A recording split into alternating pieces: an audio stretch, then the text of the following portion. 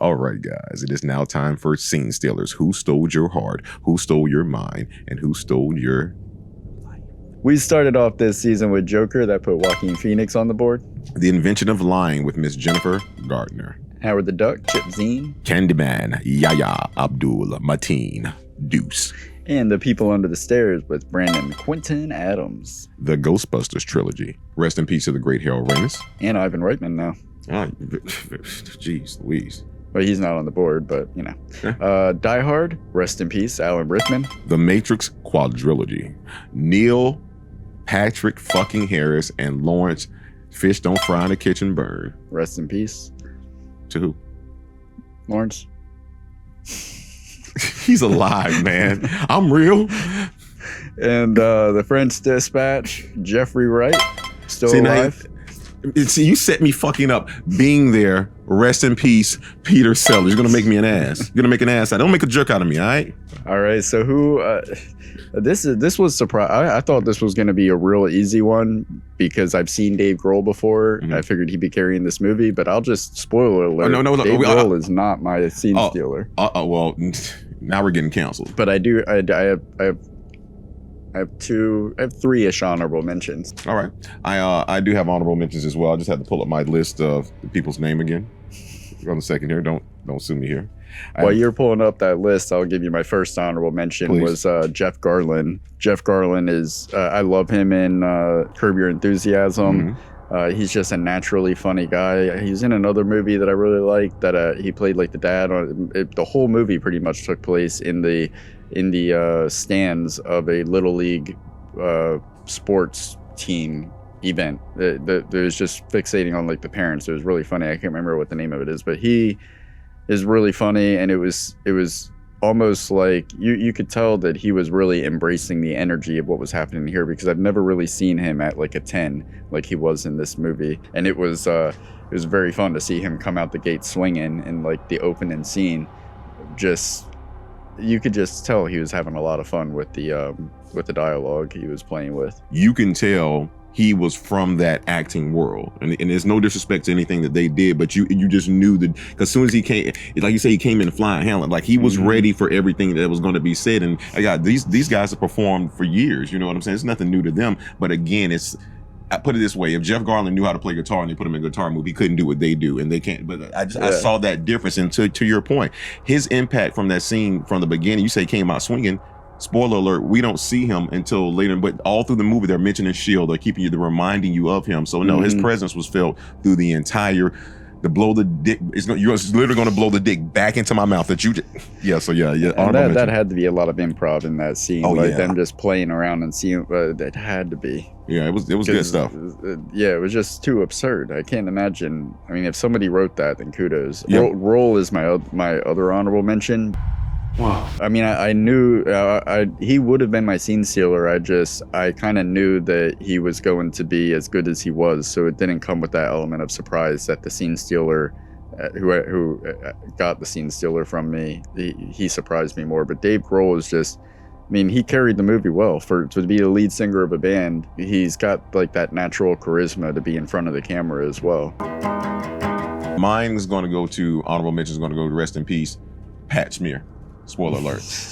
Again, you got to understand, I came in. That's so funny because Pat Smear, kind of terrible. That's what my note for Pat Smear is that he was kind of terrible, but it works. Well, and that's why I wasn't going to say that. I was going to say I didn't know anything about him. And at first I was like, what's going on here? He's always got this smile on his face. It's like he started slow. Are you just getting these jokes now as you're reading them?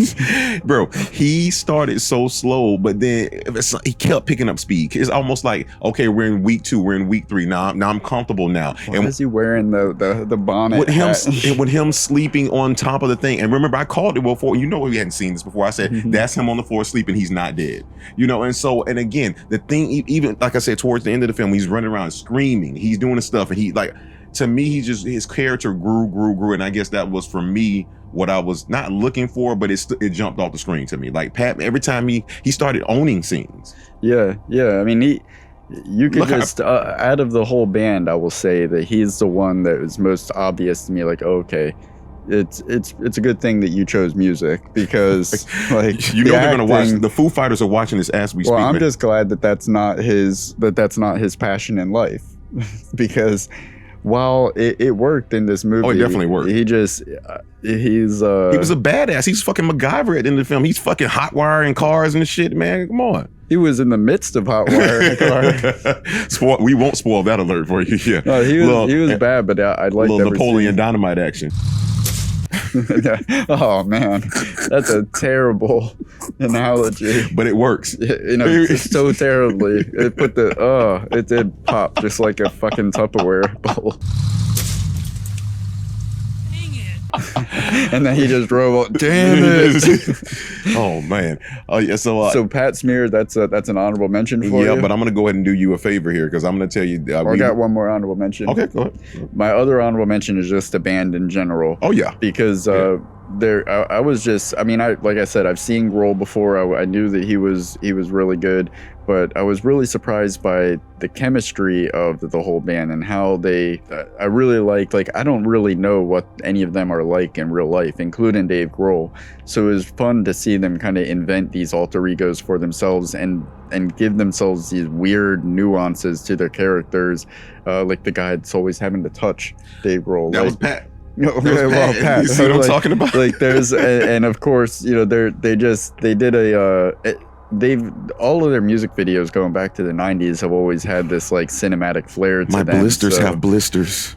I shouldn't have been too surprised that like they can carry themselves well in front of the camera, but I do just have to give the whole band in general an honorable mention, because their chemistry is really what made the movie enjoyable. It made it work. And the beautiful part about it is when they're actually playing together, you can tell when they're just playing for the camera. But some of those times they were actually playing the song, and you can tell this is when they were in there. Nobody looked like they were acting at that point. They were really into a jam session, and that's what I truly loved about it. So yeah, I'll definitely concur with you on that. But I'm gonna tell you this. I'm gonna let you say it, but I'm gonna already tell you I agree with who you're finna say for the scene stealer. Rami Jaffrey. Was that my guy with he transitioned 28 hours ago?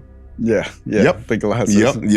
That dude just surprised out of me. nowhere. Like, who is this guy? Needs to quit Foo Fighters and go into acting and comedy. He's the next Zach Galifianakis. You called it out from the beginning. You were like, man, he's just so weird. He was the wild card. Yeah. Let me apologize in advance for all the rock we're about to make. And he played it so well that I actually Googled it while watching the movie. I'm like, all right, maybe I feel like this guy's like a plant. Like, he's not really in the band. He's like a comedian that they're trying to play off like he always was a part of the band or something. But no, he's and I also kind of like, man, if somebody told me that this was David Wayne playing that guy, I would have believed it, because his character seemed like he fell out of a David Wayne movie. He was just, the whole time he was just himself. Like he reminded me of me a little bit. Like, well, actually, even I've never done this. Spoiler alert: he was having sex with the shades on. Yeah, and all he cared about was getting laid. He was that rock star. Like, hey man, drugs and women. Sex, drugs, and rock and roll. That was meditation. Fuck meditation. Yeah, man. I will say this: his character, like I say, he comes out of nowhere. He never oversteps his boundary in the scene. He plays to no matter where they're at, in the woods, here, there, and then again, and like I say, he's smooth with it. So yeah, early on, I think it took maybe a total of 2 minutes of screen time from him. And I felt confident that if he was going to be on the screen or be a big part of a scene, it was going to be extra funny, because he immediately set that tone and didn't let down for the whole movie. I can't think of a moment where he didn't make the most out of whatever screen time he had. Like I say, so hey, so weird. It is. Fucking feather, like the aura and shit. That shit with that transition 28 hours ago. That shit there, that probably what sealed it for me when he did. Fucking cock blocker. Double. So, Mr.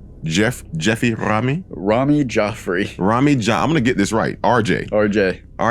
Get up on that board. Get up on that board, sir. First musician on the board. Yeah.